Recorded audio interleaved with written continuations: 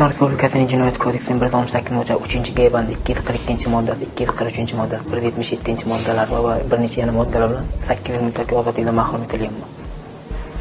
Bir jinoyat internet texnologiyasi asosida boshqa davlatlardan pul yechish shu jinoyat qilganman. Necha pul yechgansiz? 165 milliard 792 million bo'lgan. Bu ikkinchi nima, birinchi ishim 35 million dollar pul yechganman. Kompyuterni bilasiz? IT yo'nalishi bo'yicha. Tizim yaratgan programmistman. Necha yoshsiz? 27 ga kiraman yaqinda. Hozir 26. Oila bormi? Ikkita farzandim bor. Birinchi nima? Koreya Respublikasiga bo'lganman, Chejuvda bo'lganman. O'sha yerda shu internetga kirib, через Sputnik orqali internet olib, shu Izraeldan pul ishlaydi. Izraeldan o'tgandan keyin 10 minut ichida yetsiz davlat bankiga aylantirganman pulni. Chunki izini qoldirmaslik maqsadida. Lekin hech qanday yolg'on yo'q ochilmaydi. Jinoyatga jazo muqarrar degandir.